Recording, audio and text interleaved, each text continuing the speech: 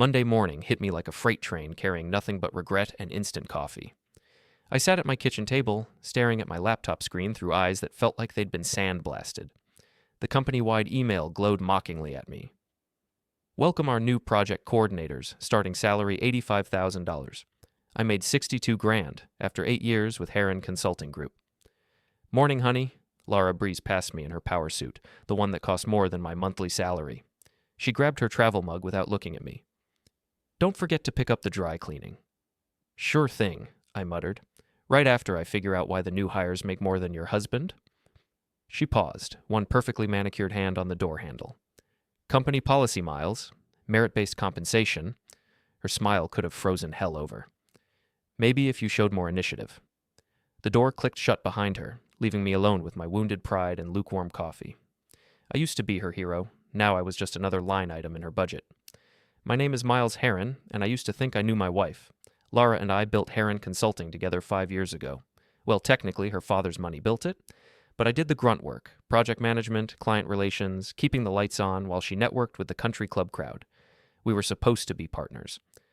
Turns out, some partnerships are more equal than others. The irony wasn't lost on me that I worked for a company bearing my own name, yet somehow ranked below fresh college graduates in the pecking order. But that's what happens when you marry someone whose idea of romance is a quarterly performance review. I scrolled through the employee roster, noting salaries that made my stomach churn. Cole Merrick, Lara's executive assistant, pulled down $75,000 for what amounted to scheduling meetings and looking pretty in his tailored suits. The guy had been there 6 months. My phone buzzed. A text from my neighbor, Mrs. Patterson. Saw Lara leave early again. Everything okay? Mrs. Patterson had lived next door for 20 years and noticed everything. I typed back, just busy season. But it wasn't busy season. It was barely March, and our Q1 numbers were already locked in. Lara had been leaving early and coming home late for weeks, always with the same excuse. Big client dinner or strategic planning session. I finished my coffee and headed to the office, wondering when my marriage had become just another failed project I couldn't seem to manage. The Harren Consulting Group occupied 3 floors of a gleaming downtown tower. Glass and marble everywhere, the kind of place that screamed success to potential clients. I took the elevator to the 2nd floor, where U.S. worker bees kept the hive running. Morning, Miles. Jenny Rodriguez from accounting waved from her cubicle. How was your weekend? Riveting, I said. Cleaned gutters and watched Lara reorganize her shoe closet by season and heel height. Jenny laughed, but it sounded forced. There was something in her expression. Pity, maybe, or embarrassment. The kind of look you give someone when you know something they don't. I settled into my cubicle and opened my project files. 17 active accounts, each one demanding attention that the new hires wouldn't know how to provide, but apparently my experience was worth $23,000 less than their potential. Around 10:30, I heard familiar laughter from the break room. Lara's voice, bright and musical in a way she never sounded at home anymore. I grabbed my empty mug and wandered over for a refill. So naive, it's almost cute, Lara was saying to someone around the corner. He still thinks hard work gets rewarded. Maybe you should put him out of his misery, another voice replied. Male, smooth, definitely Cole. Some people never learn to adapt. Miles has his uses, Lara said. He keeps the clients happy while I focus on growth strategy. Besides, divorce would be expensive. I stood frozen in the hallway, coffee mug forgotten in my hand. They were talking about me like I was a piece of office furniture. Functional, but outdated. What about the new compensation structure? Cole asked. What about it? He signed the employment agreement. If he doesn't like the terms, he can find another job. Lara's heels clicked on the tile floor, though I doubt anyone else would pay him what we do. They emerged from the break room together, Lara's hand briefly touching Cole's arm as they walked toward the elevator. Neither of them noticed me standing there like a statue. I returned to my desk with fresh coffee and a growing suspicion that my marriage wasn't just failing, it was already over. Lara had just forgotten to file the paperwork. The rest of the day passed in a haze of spreadsheets and conference calls, but my mind kept circling back to that conversation. The casual cruelty in Lara's voice when she talked about me. The familiarity between her and Cole. At 5:30, I packed up my things and headed for the parking garage. Lara's BMW was still in her reserved spot on the executive level. So was Cole's silver Audi, parked 2 spaces away. I sat in my truck for 10 minutes, watching the elevator doors. At 5:45, they emerged together, Lara's hand on Cole's elbow as they walked to their cars. They stood talking for another few minutes, close enough that anyone watching might mistake them for lovers. Maybe that wasn't a mistake. Cole opened Lara's car door for her, a gesture I hadn't made in years. She smiled at him, the same radiant expression she used to reserve for me when we were dating. Then she drove away, and Cole followed in his Audi, heading in the same direction. I waited 5 minutes before starting my engine. They were probably going to another strategic planning session at whatever restaurant served as their meeting place these days. Part of me wanted to follow them, to confirm what I already suspected. But a bigger part of me wasn't ready for that conversation yet. Instead, I drove home to our empty house and tried to remember when I'd stopped being Lara's husband and became just another employee she couldn't quite afford to terminate.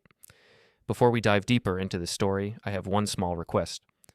Please subscribe, drop a like, comment, and hit that hype button to boost this channel so more people can discover these incredible Reddit stories. That night, Lara came home at 9:30 with takeout from Marcello's, an expensive Italian place downtown. "Sorry I'm late," she said, not sounding sorry at all. "Client dinner ran long." "Which client?" I asked, accepting the container of pasta she handed me. "Henderson Industries. They're considering a major expansion, and we're competing for the consulting contract." She sat across from me at our kitchen island, picking at her salad. Could be worth $500,000 in revenue. I nodded and ate my lukewarm fettuccine. Henderson Industries was a longtime client.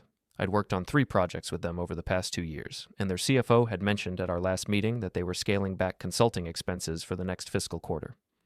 But I didn't call Lara on the lie. Not yet. "How was your day?" she asked, scrolling through her phone while she talked. "Productive.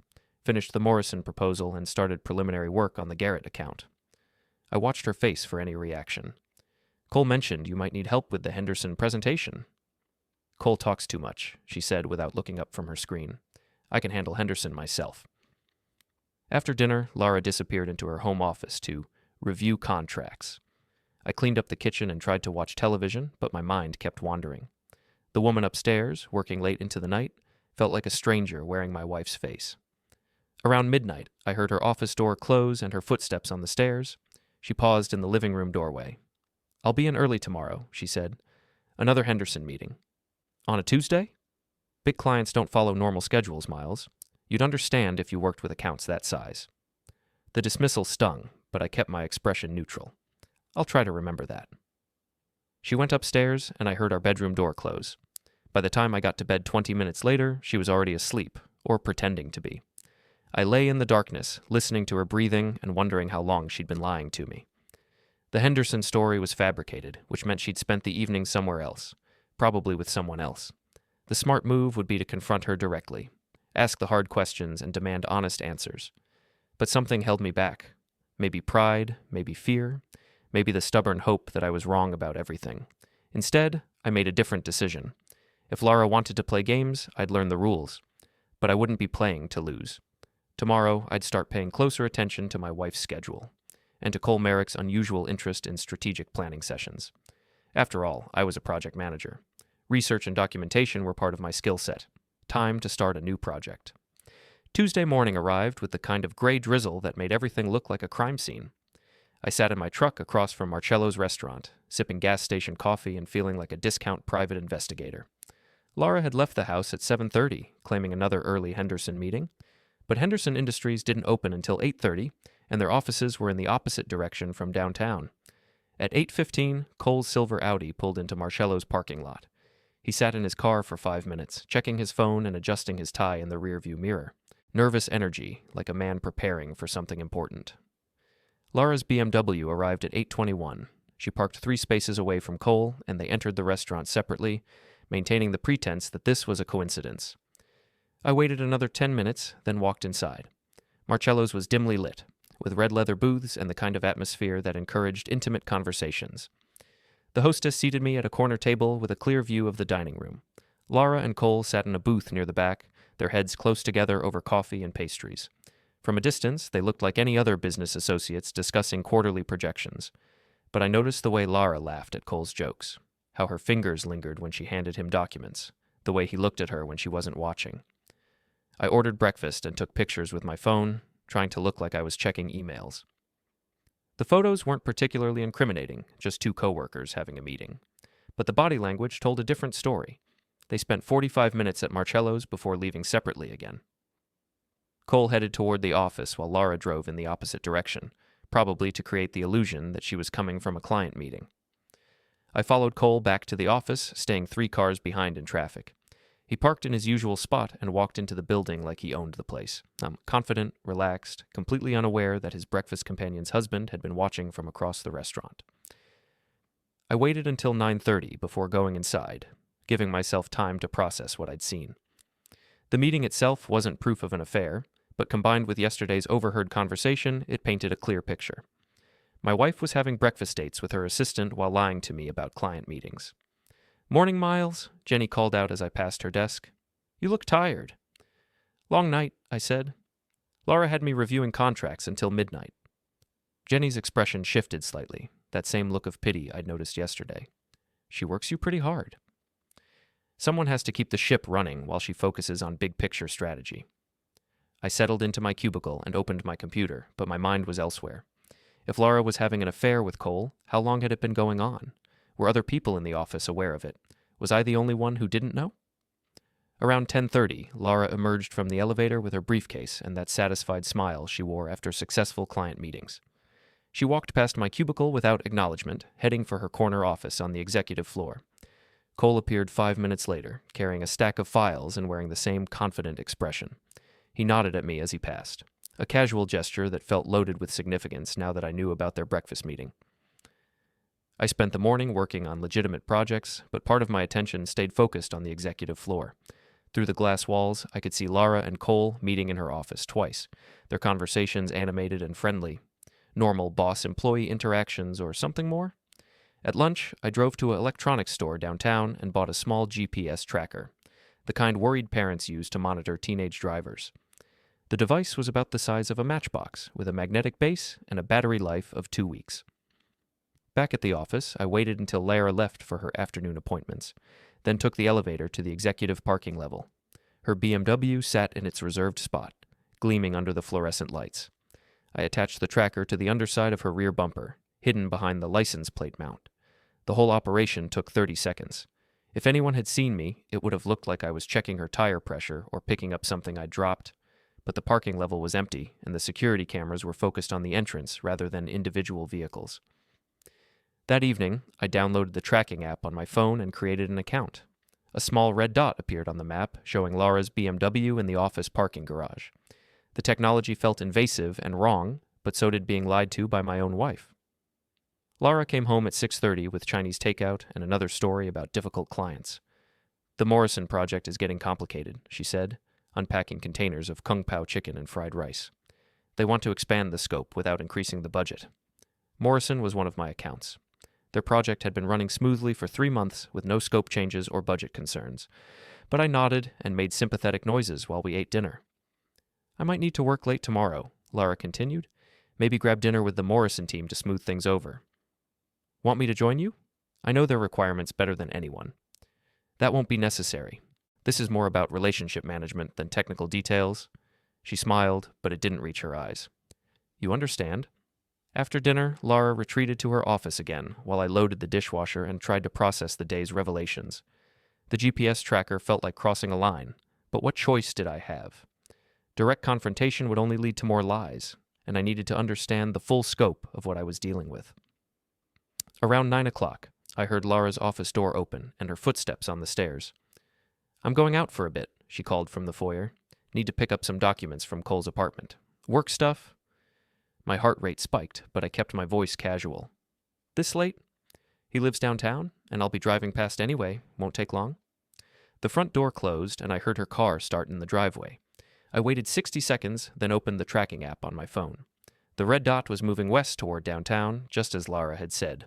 But instead of heading to Cole's apartment building, which I knew was on 5th Street, the dot turned south toward the riverfront district. I grabbed my keys and jacket, then stopped myself. Following her in person was too risky, and the GPS tracker would tell me everything I needed to know. Instead, I poured myself a glass of wine and settled into my recliner to watch the red dot's progress across the city. The BMW stopped at an address I didn't recognize, a converted warehouse in the arts district that had been transformed into upscale lofts. The dot remained stationary for 2 hours and 37 minutes. At 11:43, it began moving again, taking a direct route back to our neighborhood. I closed the app and went upstairs, pretending to be asleep when Lara slipped into bed 20 minutes later. How did the document pickup go? I asked quietly. Fine, she whispered. Cole had everything ready. Sorry I was gone so long. We ended up discussing the Henderson presentation. Another lie. Cole lived on 5th Street, not in the Riverfront Arts District. And if they'd been discussing business, why meet at his apartment instead of the office? I lay in the darkness listening to Lara's breathing, wondering how many other lies I'd accepted without question over the past few months. The woman beside me felt like a stranger, and maybe she always had been. But now I had tools to uncover the truth.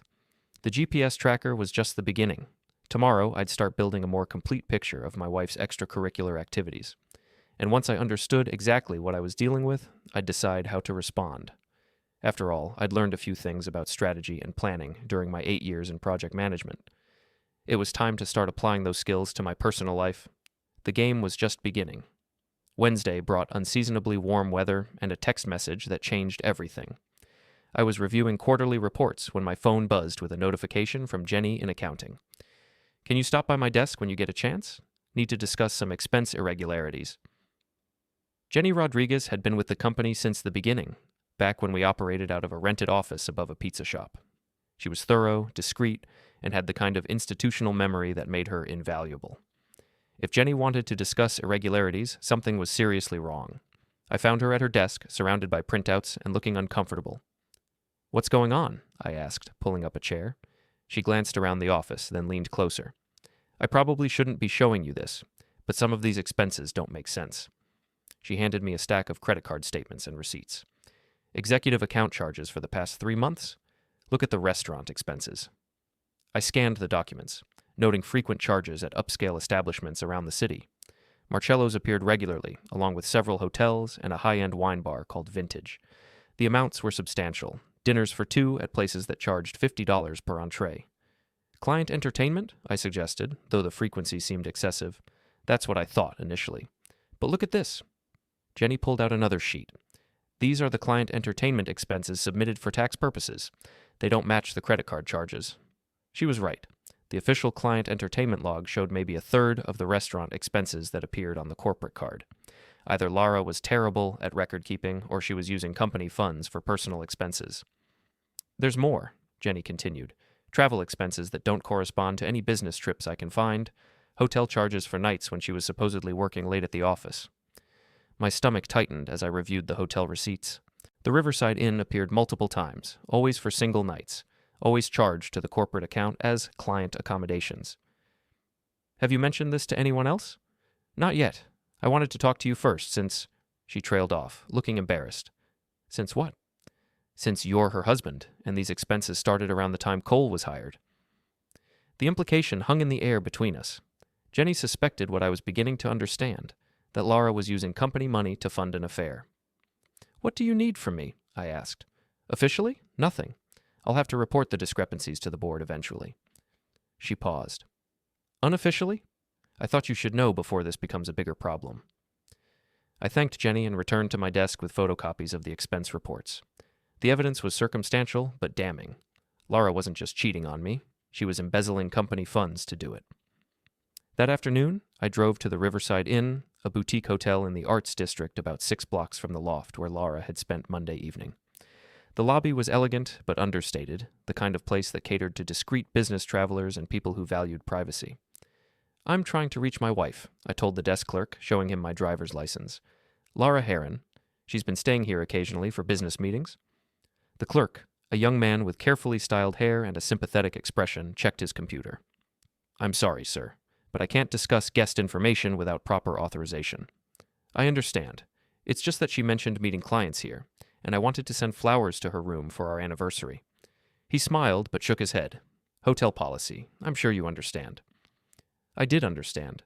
The Riverside Inn's discretion was probably part of its appeal for guests conducting affairs. But the clerk's reaction confirmed that Lara had been there. His apology was too specific for a simple denial.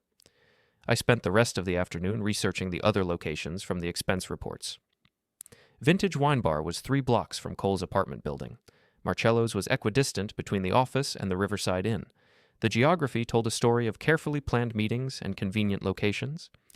That evening, Lara announced another late meeting. Morrison Industries again, she said, gathering her briefcase and car keys. They want to discuss budget modifications over dinner. I nodded and wished her luck, then opened the GPS tracking app on my phone. The red dot began moving toward downtown at 7:15, just as Lara had left the house, but instead of heading to Morrison's offices or any of the restaurants we typically used for client entertainment, the BMW went straight to the Riverside Inn. The dot remained stationary in the hotel parking lot. At 7:32, another dot appeared on my screen, Cole's silver Audi, parked in the same lot. I sat in my living room, staring at the two dots on my phone screen and feeling something cold settle in my chest.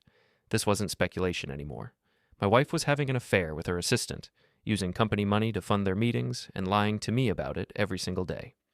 The smart thing would be to call a lawyer and start divorce proceedings, document the affair, the financial irregularities, and the pattern of deception. Protect myself legally and financially before confronting Lara directly. But I wasn't feeling particularly smart. I was feeling angry. I grabbed my jacket and car keys, then drove downtown toward the Riverside Inn. Not to confront them, that would be messy and unproductive. But I wanted to see them together, to confirm with my own eyes what the GPS tracker was telling me. The hotel parking lot was dimly lit, with Lara's BMW and Cole's Audi parked near the back entrance. I found a spot across the street with a clear view of the hotel's rear exit and settled in to wait. 2 hours later, they emerged together. Even from a distance, their body language was unmistakable. Cole's hand on the small of Lara's back, her fingers briefly touching his arm as they walked to their cars. They kissed goodnight, a quick but intimate gesture that confirmed everything I'd suspected. I followed Lara home at a discreet distance, arriving 5 minutes after her. She was already in the kitchen, pouring herself a glass of wine and scrolling through her phone. "How was dinner?" I asked. "Productive. I think we've resolved the budget issues." She looked up from her phone with a satisfied smile. Morrison's team is easier to work with than I expected. "That's great news. What restaurant did you end up choosing?" "That new place on Market Street. Contemporary American cuisine." She took a sip of wine. "You'd like it. Maybe we should go there for our anniversary next month." The lie was so casual, so effortless, that I almost admired her skill. But the suggestion that we celebrate our anniversary at a restaurant she'd never actually visited felt like a particularly cruel twist of the blade. "Sounds perfect," I said. "I'll make reservations." That night, I lay in bed next to my wife and tried to process everything I'd learned. The affair was real. The financial irregularities were real. The elaborate web of lies was real. But what bothered me most wasn't the betrayal itself. It was the casual contempt Lara showed for my intelligence. She didn't just think I was disposable, she thought I was stupid. That was a mistake. I'd spent 8 years managing complex projects, coordinating teams, and solving problems that other people couldn't handle. I understood logistics, documentation, and strategic planning. Most importantly, I understood how to identify weaknesses in a system and exploit them for maximum effect. Lara had given me all the tools I needed to destroy her: the expense reports, the GPS tracking data, the pattern of lies and deception. She'd been so confident in my naivety that she'd left a trail of evidence wide enough to drive a truck through. Now I just had to decide what to do with that information. The divorce option was still on the table, but it felt too clean, too easy. Lara would lose half of our shared assets, but she'd keep her job, her reputation, and her relationship with Cole. She'd probably frame herself as the victim of a bitter ex-husband. But what if there was another option? What if I could turn her own weapons against her? I fell asleep thinking about corporate governance policies, board oversight responsibilities, and the various ways that financial irregularities could destroy a professional reputation. After all, Lara had taught me that some people never learn to adapt. Maybe it was time for her to take her own lesson. Thursday morning brought an unexpected opportunity. I was reviewing project timelines when Cole appeared at my cubicle, looking uncharacteristically nervous. "Miles, do you have a minute? I need some advice about client management." I gestured to the empty chair beside my desk. "What's going on?" "It's the Henderson account. Lara asked me to take the lead on their expansion project, but I'm not sure I'm ready for something that complex." He ran a hand through his perfectly styled hair. "You've worked with them before, right?" The irony was almost too perfect. Cole was asking for help managing a fictional project that Lara was using as cover for their affair, but his nervousness seemed genuine, which suggested he didn't know that Henderson Industries had no expansion plans. "Henderson's a solid client," I said carefully. "What kind of expansion are they considering?" "Manufacturing capacity, I think. Maybe some distribution centers." Cole's answers were vague, uncertain. Lara mentioned it might be worth $500,000 in consulting fees. That would be significant for Henderson. They're usually pretty conservative with their growth strategy. I watched his expression. Has anyone talked to their CFO about timeline and budget? I'm supposed to handle that part. Set up meetings, coordinate with their team. Cole shifted in his chair. The thing is, I've never managed an account this size. What if I mess it up? The kid was genuinely worried about failing at a project that didn't exist. Either he was a better actor than I'd given him credit for, or Lara was compartmentalizing her lies more carefully than I'd realized. My advice? Start with a detailed discovery meeting. Get their requirements in writing before you propose any solutions. I pulled out a notepad and wrote down Henderson's CFO contact information. Jim Patterson is their point person for consulting projects. Give him a call. Cole took the paper gratefully. Thanks, Miles. I really appreciate this. No problem. We're all on the same team. After Cole left, I sat back in my chair and considered the implications. If Cole tried to contact Henderson about a non-existent expansion project, it would expose Lara's lies in the most embarrassing way possible. Jim Patterson would be confused, then concerned, then probably angry about being dragged into whatever game Lara was playing. But that would only work if Cole actually made the call. And if he was genuinely unaware that the Henderson project was fictional, I decided to hedge my bets. That afternoon, I called Jim Patterson myself. Miles, good to hear from you. How's the consulting business? Can't complain. Listen, Jim, I wanted to give you a heads up about something. One of our newer associates might be reaching out about expansion opportunities. Expansion? We just finished the cost reduction project you helped us with. Not exactly the time for major capital investments. That's what I figured, but you know how it is. Sometimes the sales team gets enthusiastic about potential opportunities. I kept my tone casual, collegial. If someone from our office calls about manufacturing expansion or distribution centers, it's probably just exploratory. No need to spend a lot of time on it. I appreciate the warning. These days, I barely have time for real projects, let alone imaginary ones. We chatted for a few more minutes about industry trends and mutual acquaintances, then hung up. If Cole called Henderson, Jim would be prepared for a conversation about non-existent expansion plans. And if he mentioned the call to anyone else in their organization, word would eventually get back to our office. Meanwhile, I continued building my documentation of Lara's activities. The GPS tracker provided a detailed log of her movements, showing a clear pattern of meetings at hotels, restaurants, and Cole's apartment building. I cross-referenced the location data with her stated schedule, creating a spreadsheet that highlighted every lie she'd told over the past 2 weeks. Jenny had been discreet about sharing additional expense reports, but she'd given me enough information to identify the pattern. Corporate credit card charges at romantic restaurants, hotel stays that didn't correspond to business travel, and a general trend of increased spending that coincided with Cole's hiring date. I also started paying closer attention to office dynamics. Lara and Cole were careful to maintain professional boundaries during business hours, but there were small tells. Lingering eye contact during meetings, Cole's habit of bringing Lara coffee without being asked, the way she smiled when he entered a room. More importantly, I noticed how other people reacted to their interactions. Jenny's uncomfortable expressions when she processed Cole's expense reports, the way conversations stopped when Lara and Cole walked past together, the knowing looks between longtime employees who'd seen this kind of thing before. I wasn't the only one who suspected what was happening. I was just the only one with a personal stake in proving it. Friday afternoon, Lara announced plans for a weekend business trip. Regional conference in Chicago, she explained, packing her overnight bag with the kind of care she used to reserve for our anniversaries. Networking opportunities, potential new clients, could be valuable for the company. Want me to come along? I could use some professional development time. This is more about relationship building than technical skills.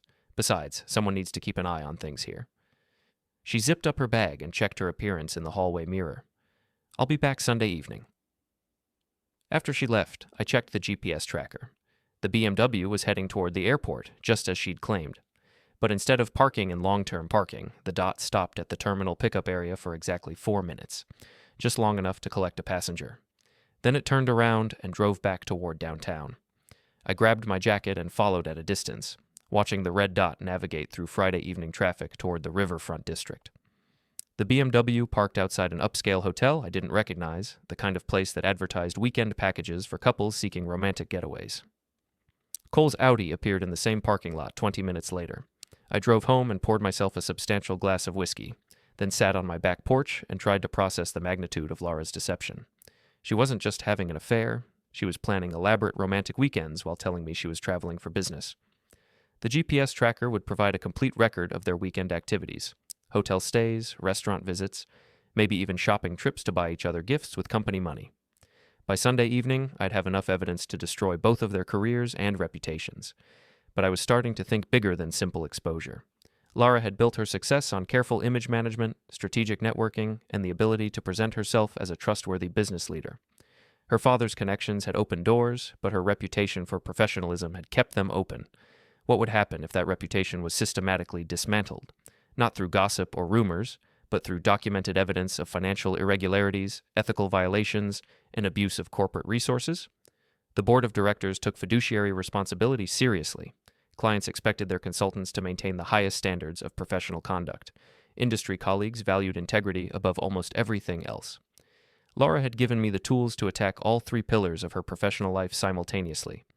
I spent Saturday researching corporate governance policies, professional ethics guidelines, and the legal requirements for financial reporting in our industry. By Sunday morning, I had a clear understanding of exactly which rules Lara had broken and how to document those violations in a way that would be impossible to dismiss or explain away. The GPS tracker showed that she and Cole had spent the weekend at 3 different hotels, visited numerous restaurants and entertainment venues, and made several shopping trips to expensive boutiques.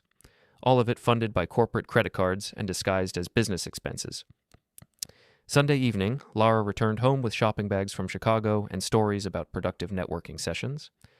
"The conference was fantastic," she said, showing me a silk scarf she'd supposedly bought at the hotel gift shop. "Made some great connections, especially with firms that could refer overflow business to us." "Any specific opportunities?" "A few possibilities. I'll need to follow up this week with some proposals." She hung up the scarf and smiled. "How was your weekend? I hope you didn't spend the whole time working." "Actually, I did some research on industry best practices. Thought it might help me understand why the new hires are earning more than experienced staff." Her smile faltered slightly. "Miles, we've discussed this. Compensation is based on market rates and individual contribution." "Right. Merit-based evaluation." I nodded agreeably. "I'm sure the board appreciates your commitment to fair and transparent business practices." Something flickered in her expression, uncertainty, maybe even concern. But she recovered quickly. "The board trusts my judgment on personnel matters. That's why they hired me to run this company." "Of course. I'm sure they'll continue supporting your decisions as long as everything stays above board." That night, as Lara slept beside me, I finalized my strategy. The evidence was overwhelming, the documentation was thorough, and the potential consequences were severe. But timing would be crucial. I needed to coordinate the release of information for maximum impact. Board members, key clients, and industry contacts should all receive the evidence simultaneously, making it impossible for Lara to control the narrative or minimize the damage. Most importantly, I needed to make sure that Cole's inexperience worked against him. His attempt to contact Henderson Industries about a fictional project would provide the perfect trigger for a broader investigation into Lara's business practices. After all, once people started asking questions about one lie, they tended to discover all the others. Monday morning would mark the beginning of the end for my wife's carefully constructed professional empire. And the best part was that she'd built all the weapons I needed to destroy it. Monday morning arrived with the kind of crisp autumn air that made everything feel possible. I sat in my truck outside the office building, sipping coffee and watching Cole pace nervously in the parking garage while talking on his phone. He'd taken my advice about calling Henderson Industries. Jim Patterson had called me an hour earlier, confused and slightly irritated about Cole's inquiry regarding expansion projects that didn't exist. "Your guy seemed pretty convinced that we were planning major facility upgrades," Jim had said. When I told him we weren't, he got flustered and started talking about strategic planning sessions with Lara. "What's going on over there, Miles?" "Probably just some miscommunication. You know how these things get distorted when they pass through multiple people?" "Maybe, but he mentioned specific dollar amounts and timeline projections. That's not the kind of detail that comes from casual conversation." Jim was right, of course. Cole's call had exposed the Henderson lie in exactly the way I'd hoped, but the fallout was going to be more significant than I'd anticipated. Word would spread quickly through Henderson's organization, and eventually someone would mention it to other clients or industry contacts. I finished my coffee and headed inside, where the morning was already taking an interesting turn. Cole stood outside Lara's office, his face pale and his usual confidence nowhere to be seen. Through the glass walls, I could see Lara gesturing emphatically while she talked on the phone, her expression shifting between anger and concern. "Morning, Miles," Jenny called out as I passed her desk. "Busy day ahead?" "Looks like it. Everything okay up there?" I nodded toward the executive floor. "Some kind of client issue. Cole's been running around all morning looking like someone kicked his puppy." I settled into my cubicle and opened my email, but kept one eye on the drama unfolding upstairs.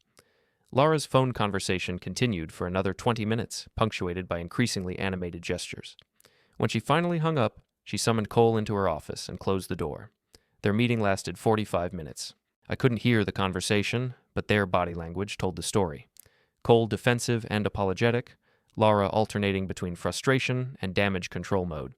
When Cole finally emerged from her office, he looked like he'd been through a blender. He walked straight to the elevator without making eye contact with anyone, probably heading to the parking garage to regroup. Lara appeared at my cubicle 10 minutes later, wearing her professional smile like armor. "Miles, do you have a few minutes? I need to discuss the Henderson situation." We walked to a small conference room away from the main office area. Lara closed the door and sat across from me, her expression carefully neutral. "There seems to have been some confusion about Henderson's expansion plans," she began. "Cole contacted them about consulting opportunities that may not actually exist. That's unfortunate. What kind of confusion?" "Apparently, he got the impression that they were planning major facility upgrades. When he called to discuss our proposal, they had no idea what he was talking about." Lara's fingers drummed against the conference table. "I'm trying to figure out where the miscommunication originated." I kept my expression sympathetic but puzzled. "Did you mention Henderson's expansion plans to Cole?" "I may have mentioned them in passing, but only as potential future opportunities. Nothing concrete or immediate." She leaned forward slightly. "The problem is that Cole presented very specific information: dollar amounts, timelines, scope of work. That level of detail doesn't come from casual conversation." "Maybe he did some independent research? Looked at their financial reports or industry projections?" "That's possible, but Henderson's CFO seemed to think Cole was quoting information from internal discussions." Lara's eyes narrowed slightly. "Information that wouldn't be available through public sources." The implication hung in the air between us. Lara was trying to figure out whether Cole had somehow accessed confidential Henderson information, or whether someone else had fed him false details about expansion projects. "What did Henderson say about it?" "Jim Patterson was professional but clearly annoyed. He made some comments about not having time for imaginary projects and suggested that we get our internal communication sorted out before contacting clients again." I winced appropriately. That doesn't sound good for our relationship with them. "It's manageable, but embarrassing. The kind of amateur mistake that makes clients question our competence." Lara sat back in her chair. "I need to understand exactly what happened so I can prevent it from happening again." "Have you talked to Cole about where he got the information?" "He claims I told him about the expansion during one of our strategy meetings, but I don't recall discussing Henderson in that level of detail." She paused. "Do you remember me mentioning specific expansion plans for Henderson?" The question was a trap, carefully constructed to test whether I knew about her fictional client meetings with Cole. If I confirmed her story, she could blame the miscommunication on my faulty memory. If I contradicted her, she'd know I was paying closer attention to her activities than she'd realized. "I don't recall you mentioning Henderson expansion plans," I said carefully, "but you handle so many strategic discussions that I might have missed it." Lara's expression relaxed slightly. "That's what I thought. Cole must have misunderstood something or conflated information from different clients." "How are you going to handle it with Henderson?" "I'll call Jim personally and apologize for the confusion. Explain that we had some internal miscommunication and assure him it won't happen again." She stood up. "In the meantime, I'm going to be more careful about information sharing with junior staff." After she left, I returned to my desk and tried to look busy while processing the conversation. Lara was in damage control mode, trying to contain the fallout from Cole's call while figuring out how the Henderson lie had been exposed, but she was also starting to suspect that something wasn't right. Her questions about my knowledge of Henderson expansion plans suggested she was wondering whether I knew more than I was letting on. That afternoon, I received an email from Jim Patterson with copies to several Henderson executives and board members. "Miles, following up on this morning's conversation about the expansion inquiry from your associate. After discussing it with our team, we're concerned about potential confidentiality issues. The information your colleague presented doesn't align with our actual planning, but it included details that suggest access to internal discussions. Please advise how this information was obtained and what steps you're taking to prevent future incidents." The email was copied to Henderson's CEO, CFO, and head of legal affairs. Jim was escalating the issue beyond a simple miscommunication, treating it as a potential breach of client confidentiality.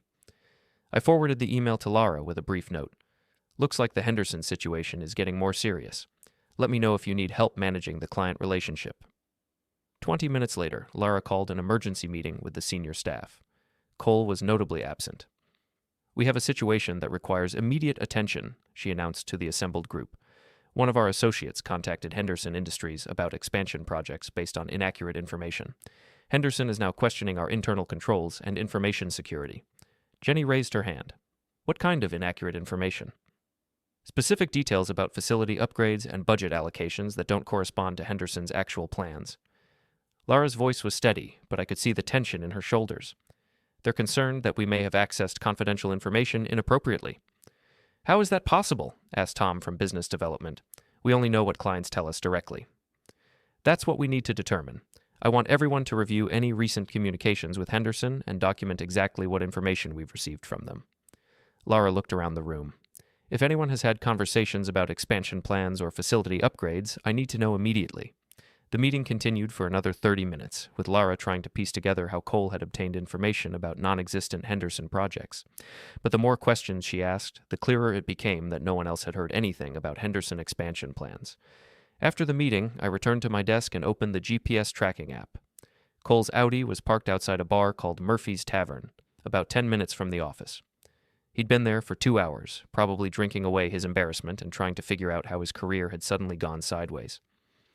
Lara's BMW was still in the office parking garage, but I suspected she'd be leaving soon for damage control conversations with Henderson executives. Instead, I was surprised to see her walking toward my cubicle with a bottle of water and a concerned expression. "Miles, do you have plans tonight? I was hoping we could talk about the Henderson situation over dinner." "Of course. What did you have in mind?" "Somewhere quiet where we can discuss strategy without interruption. This could affect our relationship with other clients if we don't handle it properly." We agreed to meet at Marcello's at 7 o'clock, the same restaurant where she'd been having breakfast meetings with Cole. The irony was almost too perfect. That evening, I sat across from my wife in a red leather booth and listened to her explain how Cole's inexperience had created a potential crisis for the company. "The worst part is that Henderson thinks we breached their confidentiality," she said, cutting her chicken parmesan with precise movements. "Even though we didn't, the perception is almost as damaging as the reality." "How do you think Cole got the information he presented to them?" "I honestly don't know. He claims I told him about expansion plans during our strategy meetings, but I never discussed Henderson in that level of detail." She took a sip of wine. "It's possible he misunderstood something or made assumptions based on partial information." "What are you going to do about it?" "Damage control with Henderson, obviously, but I'm also going to have to reconsider Cole's role in the company. This kind of mistake suggests he's not ready for client-facing responsibilities." I nodded sympathetically while thinking about the GPS data showing Lara and Cole's weekend getaway to romantic hotels. If she was planning to throw him under the bus professionally, their personal relationship was about to become much more complicated. "It's unfortunate," I said. He seemed eager to learn and contribute. Eagerness isn't enough. Client relationships are built on trust and competence. One amateur mistake can undo years of careful relationship building. Lara's expression hardened. "I can't afford to have people on my team who create more problems than they solve." After dinner, we drove home in separate cars. I checked the GPS tracker and noticed that Cole's Audi was now parked outside his apartment building. Probably passed out drunk, trying to forget about the day that had destroyed his promising career trajectory. But the real fireworks were just beginning. That night, I composed a detailed email to the Henderson Industries legal department, copying their CEO and CFO. The subject line read, "Clarification regarding information security inquiry. Dear Henderson legal team, I wanted to follow up on today's inquiry regarding information shared by our associate Cole Merrick. After conducting an internal investigation, I've identified several concerning patterns that may be relevant to your confidentiality concerns." The email included detailed documentation of Lara's expense irregularities, her pattern of fictional client meetings, and the GPS evidence showing that she'd been using Henderson Industries as cover for personal activities with Cole. I also included copies of the corporate credit card statements Jenny had shared, highlighting charges at hotels and restaurants that had been disguised as Henderson-related business expenses. The email concluded with a suggestion that Henderson might want to conduct their own investigation into whether their name had been used inappropriately to justify corporate expenses at Harren Consulting Group. I scheduled the email to send at 8 o'clock the next morning, giving Henderson's legal team a full business day to review the information and decide how to respond. Then I sat back and waited for the perfect storm to begin. After all, Lara had taught me that some people never learn to adapt. Tomorrow she'd find out whether she was one of them. Tuesday morning exploded like a hand grenade in a boardroom. I was reviewing project files when my phone rang at 8:15.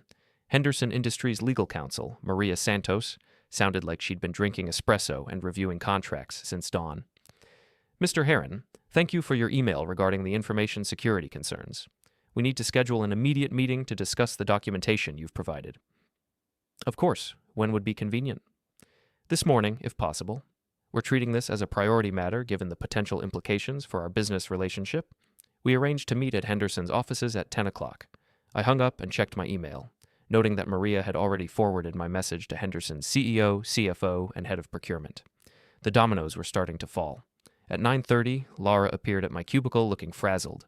Her usual professional composure was cracking around the edges, and her coffee cup shook slightly in her hand. Miles, Henderson's legal department wants to meet with us this morning. Something about additional concerns regarding the coal situation. What kind of additional concerns? They wouldn't say over the phone, just that they've received new information that requires immediate discussion. She sat down heavily in the chair beside my desk. I'm starting to think this is bigger than a simple miscommunication. Do you want me to come with you? Please. You know Henderson better than anyone, and they trust your judgment. She rubbed her temples. Maybe you can help smooth things over. We drove to Henderson Industries in Lara's BMW, the GPS tracker faithfully recording our route. She spent the drive rehearsing explanations for Cole's behavior and strategies for rebuilding Henderson's confidence in our company. The key is to take responsibility without admitting liability, she said, navigating through downtown traffic. Acknowledge the mistake, explain our corrective measures, and reassure them about our commitment to their account. What if they ask about the specific information Cole presented? I'll explain that he misunderstood something from our internal discussions. Inexperience combined with enthusiasm. Regrettable, but understandable. Maria Santos met us in Henderson's conference room, accompanied by CEO Robert Henderson and CFO Jim Patterson. The atmosphere was formal and tense, with legal pads and printed documents arranged precisely around the polished table. Thank you for coming on short notice, Maria began. We've received some concerning information that goes beyond yesterday's miscommunication about expansion projects. She opened a folder and spread out copies of the corporate credit card statements I'd provided, along with GPS tracking data and a timeline of Lara's activities over the past month. According to this documentation, Harren Consulting Group has been charging personal expenses to corporate accounts while claiming they were Henderson-related business activities. Lara's face went pale as she recognized the expense reports. Her eyes darted across the documents, taking in the hotel charges, restaurant receipts, and detailed location data that contradicted every story she'd told about client meetings. I don't understand, she said, her voice barely steady. Where did this information come from? Maria looked at me. Mr. Harren provided it as part of his investigation into the information security concerns you raised yesterday. The betrayal hit Lara like a physical blow. She turned to stare at me, her expression shifting from confusion to understanding to pure rage in the space of 3 seconds. You did this, she whispered. I documented irregularities that were affecting our client relationships, I replied calmly. Henderson deserved to know that their name was being used to justify expenses that had nothing to do with their account. Robert Henderson cleared his throat. The specific concern is that your company has been billing personal entertainment expenses as client development costs related to our account. According to this GPS data, Ms. Harren was at hotels and restaurants with an employee named Cole Merrick while claiming to be in meetings with our team. That's not, Lara started, then stopped. The evidence was too comprehensive to deny. There may be some confusion about the nature of those meetings. What kind of confusion? Jim Patterson asked. Because our records show no client meetings with your company during the times and locations documented in this report. Lara looked trapped, her carefully constructed lies collapsing under the weight of documented evidence. She glanced at me again, and I could see her calculating whether to throw me under the bus or try to salvage the situation through damage control. I think there may be some personal issues affecting professional judgment, she said finally. My husband has been under significant stress lately, and I'm concerned that his perception of events may be colored by our marital difficulties. It was a desperate play, but not entirely unreasonable. Scorned husbands had been known to fabricate evidence or misrepresent innocent activities. If she could convince Henderson that I was an unreliable narrator, she might be able to minimize the damage. But I'd anticipated that strategy. I understand your concern about personal bias, I said, pulling out my phone. That's why I focused on objective documentation rather than subjective interpretation. I opened the GPS tracking app and showed them the real-time location of Lara's BMW, currently sitting in Henderson's parking lot. Then I scrolled back through weeks of location data, highlighting the pattern of hotel visits, restaurant meetings, and trips to Cole's apartment building. This is GPS data from a tracking device attached to Ms. Harren's vehicle.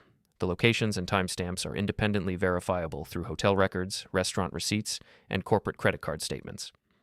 Maria Santos examined my phone screen with the focused attention of someone who'd spent years evaluating evidence. This shows a clear pattern of activity that contradicts the business expenses submitted for our account. The tracking device was installed without my knowledge or consent, Lara said, grasping for legal grounds to challenge the evidence. That's a violation of privacy laws. Actually, it's not, Maria replied. The vehicle is jointly owned by you and your husband. He has legal authority to monitor its location. The meeting continued for another hour, with Henderson's executives asking detailed questions about the expense irregularities and Lara's use of their company name to justify personal activities. By the end, it was clear that Henderson Industries was terminating their relationship with Harren Consulting Group immediately. We'll be conducting our own investigation into potential fraud and misrepresentation, Robert Henderson announced. Our legal team will be in touch regarding recovery of improperly charged expenses. We drove back to the office in silence, Lara gripping the steering wheel so tightly that her knuckles were white. I could feel her rage radiating across the car like heat from a furnace. "How long have you been tracking me?" she asked finally. "Long enough to understand what's been happening." "You have no idea what you've just done. Henderson was our biggest client. Without their account, the company might not survive. The company was built on lies and embezzlement. Maybe it doesn't deserve to survive." She pulled into the office parking garage and turned off the engine, then sat staring at the concrete wall in front of us. "What do you want, Miles? Money? The house? I'll give you whatever you need to make this go away." "It's too late for that. Henderson is already conducting their investigation, and they'll probably share their findings with other clients and industry contacts." "Then what's the point? You've destroyed everything we built together." "We didn't build it together. You built it with your father's money and my labor, then decided I wasn't worth keeping around." I opened the car door.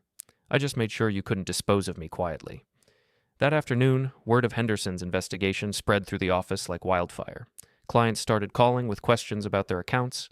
Board members demanded emergency meetings. Industry contacts began distancing themselves from potential scandal. Cole appeared at my cubicle around 3 o'clock, looking like he hadn't slept in days. "I heard about Henderson," he said quietly. "Is it true that Lara was using their name to cover personal expenses?" "That's what the investigation will determine." She told me those were legitimate business meetings, strategy sessions about potential expansion projects. His voice was hollow. "I never would have called Henderson if I'd known the projects didn't exist." "What are you going to do now?" "Look for another job, I guess. My reputation in this industry is probably finished." He looked around the office, where people were whispering in small groups and avoiding eye contact. "Lara's not taking my calls anymore. I think she's planning to blame everything on me." "That would be consistent with her management style." Cole laughed bitterly. "I thought she cared about me. Turns out I was just another disposable resource." By 5 o'clock, the board of directors had called an emergency meeting to discuss the Henderson situation and its implications for the company's future. Lara spent the afternoon in her office with the door closed, probably consulting with lawyers and trying to develop a defense strategy. But the damage was already done. Henderson's investigation would uncover months of fraudulent expense reports, fictitious client meetings, and misuse of corporate resources. Other clients would demand audits of their accounts. Industry regulators would launch their own inquiries into Harren Consulting Group's business practices. The company Lara had built through careful image management and strategic networking was about to collapse under the weight of her own deceptions. I packed up my personal belongings and prepared to leave the office for the last time. Whatever happened next, I wouldn't be staying around to watch the aftermath. As I walked toward the elevator, I passed Lara's office and saw her sitting at her desk, staring out the window at the city skyline. She looked smaller somehow, diminished by the collapse of everything she'd worked to achieve. For a moment, I almost felt sorry for her. Then I remembered the casual contempt in her voice when she'd talked about putting me out of my misery, and the feeling passed. Some people never learn to adapt. Lara was about to discover exactly what that meant. 6 months later, I sat in my new office overlooking the river, reviewing quarterly reports for Patterson and Associates, the consulting firm Jim Patterson had started after leaving Henderson Industries. "Miles, do you have a minute?" Jim knocked on my open door, holding a newspaper and grinning. "Thought you'd want to see this." The business section headline read, Former CEO pleads guilty to fraud charges. Below it was a photograph of Lara being escorted from the courthouse by her lawyer. 18 months in minimum security, Jim said, settling into the chair across from my desk, plus restitution to clients and a permanent ban from the financial services industry. What about Cole? Probation and community service. The prosecutor accepted that he was more victim than accomplice. Jim folded the newspaper. Turns out Lara had been running similar schemes at her previous company. You just happened to be the one who finally caught her. I nodded and returned to my reports.